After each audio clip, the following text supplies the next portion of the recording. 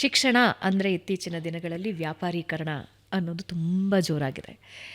ನನಗೆ ಪ್ರತಿ ಬಾರಿಯೂ ಸುದ್ದಿ ಓದುವಾಗ ಹಿಂಗಿದ್ದೊಂದು ಶಾಲೆಯಲ್ಲಿ ಕಟ್ಟಡದ ವ್ಯವಸ್ಥೆನೇ ಇಲ್ಲವಂತೆ ಅನ್ನೋ ಸುದ್ದಿಯನ್ನು ಓದ್ತೀನಿ. 5 ದಶಕದಿಂದ ನಡೀತಾ ಇರೋ ಶಾಲೆಯ ಗೋಡೆಗಳು ಸೋರ್ತಾ ಇವೆ, ಗೋಡೆಗಳು ಬಿರುಕು ಬಿಟ್ಟಿವೆ ಅನ್ನೋದನ್ನು ನಾವು ತೋರಿಸ್ತಾ ಇರ್ತೀವಿ. ಗೋಡೆಗಳು ಮತ್ತು ಛಾವಣಿ ಬೀಳೋ ಭಯದಿಂದ ಹೊರಗಡೆ ಕೂತು ಪಾಠ ಕಲಿತಾ ಇರೋ ವಿದ್ಯಾರ್ಥಿಗಳನ್ನು ನಾವು ನೋಡ್ತಾ ಇದ್ದೀವಿ. ಶಿಕ್ಷಣ ಮತ್ತು ವ್ಯಾಪಾರೀಕರಣ, ಅದರಲ್ಲೂ ಕರ್ನಾಟಕದ ಮಟ್ಟಕ್ಕೆ, ಕರ್ನಾಟಕ ಅಂತ ನಾವು ಹೇಳೋದಕ್ಕಾಗಲ್ಲ, ಓವರಾಲ್ ಇಂಡಿಯಾದಲ್ಲೇ ಶಿಕ್ಷಣ ಮೌಲ್ಯಕ್ಕಿಂತ ಹೆಚ್ಚಾಗಿ ವ್ಯಾಪಾರೀಕರಣ ಜಾಸ್ತಿ ಆಗಿದೆ. ಬಡ ವಿದ್ಯಾರ್ಥಿಗಳಿಗೆ ಸರ್ ಅದು ಪಾರಿಜಾತ ಪುಷ್ಪನೇ. ತಂದೆ ತಾಯಿ ಎಲ್ಲ ಮಾರಿ ಮಕ್ಕಳಿಗೆ ಎಜುಕೇಷನ್ ಕೊಡಿಸ್ಬೇಕಾಗಿದೆ.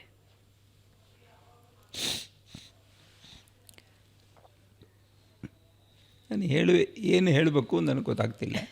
ಯಾಕೆ ಹೇಳ್ತಿದ್ದೀನಿ ಅಂದರೆ, ಪ್ರೀ ಎಜುಕೇಷನ್ ಮಗುವಿಗೆ ಇವತ್ತು ತಂದೆ ತಾಯಿ ಸೇರಿಸ್ಬೇಕು ಅಂದರೆ ಸರ್, ಬೇಸಿಕ್ ಫೀಸ್ ಬಂದು 30,000 to 50,000 ರೂಪಾಯಿ ಪ್ರೀ ಎಜುಕೇಷನ್ನು.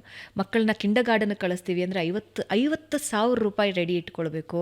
ಇನ್ನು UKG LKG ಅಂದರೆ ನೀವು ಭಾಳ ಕಡಿಮೆ ಹೇಳ್ತಾ ಅಲ್ಲ, ನಾನು ಕೆಳವರ್ಗದಲ್ಲಿ ಹೇಳ್ತಾ ಇದ್ದೀನಿ ಸರ್. ಒಂದು ಸಾಮಾನ್ಯ ಬಡ ಕುಟುಂಬದಿಂದ ಬರೋ ತಂದೆ ತಾಯಿ ಅಷ್ಟು ಫೀಸ್ ರೆಡಿ ಮಾಡಬೇಕು, ತಿಂಗಳಿಗೆ ಮತ್ತೆ ಕಟ್ಟೋದು ಬೇರೆ ಇರುತ್ತೆ. ಒಂದು LKG UKG ಸೇರಬೇಕು ಅಂದರೆ 2 ಲಕ್ಷ ರೂಪಾಯಿ ರೆಡಿ ಇಟ್ಕೊಳ್ಬೇಕಾಗತ್ತೆ. ಇನ್ನು ರೆಸಿಡೆನ್ಷಿಯಲ್ ಸ್ಕೂಲ್ ಅಂದರೆ ಮಾತಾಡೋದೇ ಬೇಡ. ಶಿಕ್ಷಣ ಅನ್ನೋದು ಬಹಳ ದುಬಾರಿ, ಬಹಳ ಶ್ರೀಮಂತರ ನೋಡಿ, ಈ ಭಾಗ ತುಂಬ ದೊಡ್ಡ ಸವಾಲಿತ್ತು. ಅದಕ್ಕೇ ನಾವು ಸಾರ್ವಜನಿಕ ಶಿಕ್ಷಣ ಇದನ್ನು ಗಟ್ಟಿ ಮಾಡಬೇಕು. ಹೇಗೆ ನೀವು ಬೆಂಗಳೂರಲ್ಲಿ ಟ್ರಾಫಿಕ್ ಪ್ರಾಬ್ಲಮ್ ಇದೆ ಅಂಥೇಳಿ ನಾವು ಬೈಕೊಳ್ತಾ ಇದ್ದರೆ ಆಗೋಲ್ಲ, ಪಬ್ಲಿಕ್ ಟ್ರಾನ್ಸ್ಪೋರ್ಟ್ ಚೆನ್ನಾಗಿ ಮಾಡಬೇಕು. ಹಾಗೆ ಶಿಕ್ಷಣದಲ್ಲಿ ಕೂಡ ಸಾರ್ವಜನಿಕ ಶಿಕ್ಷಣ, ಸಾರ್ವಜನಿಕ ವ್ಯವಸ್ಥೆಯಲ್ಲಿರುವಂಥ ಶಾಲೆಗಳಾಗಲಿ, ಕಾಲೇಜುಗಳಾಗಲಿ, ವಿಶ್ವವಿದ್ಯಾಲಯಗಳಾಗಲಿ, ಅಲ್ಲಿ ಒಳ್ಳೆಯ ಶಿಕ್ಷಣ ಸಿಗುವಂಗೆ ಆಗಬೇಕು. ಆದರೆ ಸಮಸ್ಯೆ ಅಂದರೆ, ಸಾರಿ ಇಂಟರಪ್ಟ್ ಮಾಡ್ತೀನಿ ಸರ್, ಸರ್ಕಾರದ ಮಟ್ಟದಲ್ಲಿ ಕಟ್ಟಡದ ವ್ಯವಸ್ಥೆ ಇರೋದಿಲ್ಲ, ಶಿಕ್ಷಕರ ವ್ಯವಸ್ಥೆ ಇರೋದಿಲ್ಲ, ಬೆಂಚಿನ ವ್ಯವಸ್ಥೆ ಇರೋದಿಲ್ಲ. ಆದರೆ ಪ್ರತಿ ವರ್ಷವೂ ಬಡ್ಜೆಟ್ನಲ್ಲಿ ಬಹಳ ದೊಡ್ಡ ಮೊತ್ತ ಅಂತೂ ರೆಡಿ ಇಟ್ಟಿರ್ತಾರೆ. ಇಂಪ್ಲಿಮೆಂಟೇಷನ್ ಅಂದಾಗ ಝೀರೋ ಇರುತ್ತೆ. ವರ್ಷಕ್ಕೆ ಎಷ್ಟೋ ಶಾಲೆಗಳನ್ನು ಮುಚ್ತಾ ಹೋಗ್ತಾರೆ. ಎಲ್ಲಿ ನಾವು ಸಾರ್ವಜನಿಕ ಶಿಕ್ಷಣದ ಬಗ್ಗೆ ಮಾತನಾಡೋಕ್ಕಾಗತ್ತೆ?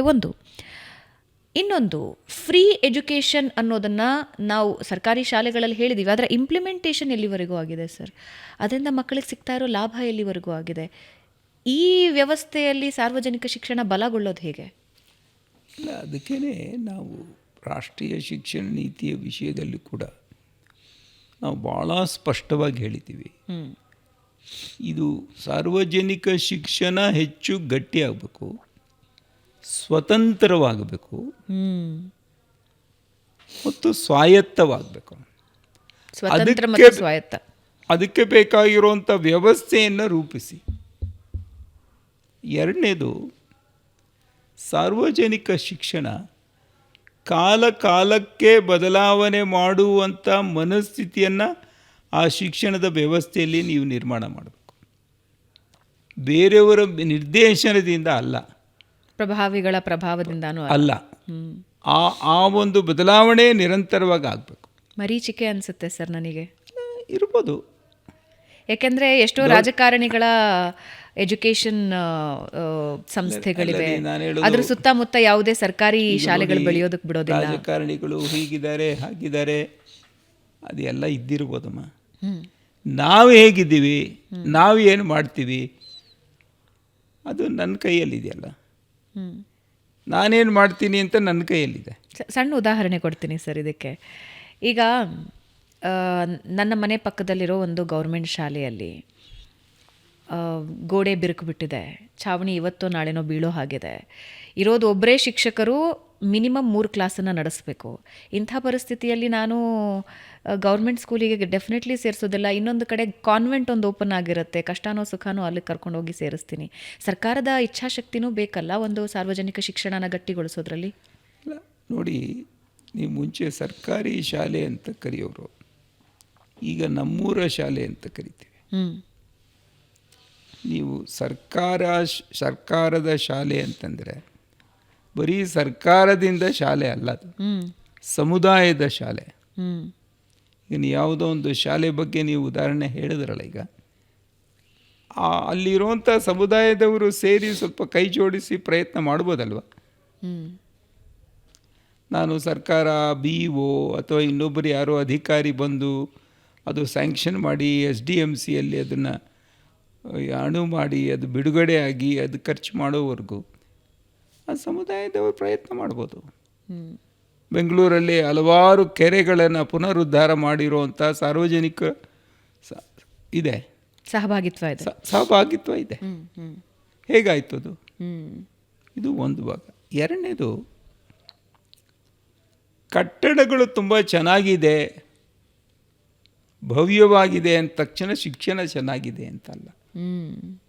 ನಾವೆಲ್ಲವೂ ಕೂಡ ಶಿಕ್ಷಣ ಪಡೆದಿರೋದು, ಈ ಮೌಲ್ಯವನ್ನು ಪಡೆದಿರೋದು ನಾವೆಲ್ಲ ಕೂಡ ಭಾಳ ಭಯಂಕರವಾದಂಥ ಸುಂದರವಾದಂಥ ಕಟ್ಟಡಗಳಿದ್ದಾಗಲ್ಲ. ಸಾಮಾನ್ಯವಾದಂಥ ಬಡ ಮೇಷ್ಟ್ರಿಂದ ಕಲಿತು ಬಡಪಾಯಿ ಆ ಕಟ್ಟಡದಲ್ಲೇ ನಾವು ಸೋರ್ಕೊಂಡು ಕೆಲಸ ಮಾಡ್ತೀವಿ. ಇದರ ಅರ್ಥ ಮೂಲಭೂತ ಸೌಕರ್ಯಗಳು ಬೇಡ ಅಂತ ನಾನು ಹೇಳ್ತಾ ಇಲ್ಲ, ಆದರೆ ಮೂಲಭೂತ ಸೌಕರ್ಯಗಳ ಜೊತೆಗೆ ನಿಜವಾಗಿ ಬೇಕಾಗಿರೋದು ಅಲ್ಲಿ ಯಾವ ರೀತಿಯ ಶಿಕ್ಷಣ ಸಿಗುತ್ತೆ, ಇದರ ಕಡೆಗೆ ಗಮನ ಕೊಡೋಣ. ಸಮುದಾಯ ಯಾವುದನ್ನು ಮಾಡೋಕ್ಕೆ ಸಾಧ್ಯ ಅದನ್ನು ನಾವು ಮಾಡೋಣಂತೆ. ಸರ್ಕಾರ ಬರುತ್ತೋ ಇಲ್ಲವೋ, ಅವರು ಮಾಡ್ತಾರೋ ಇಲ್ಲವೋ, ಅಷ್ಟು ನನಗನ್ಸುತ್ತೆ. ಓಕೆ.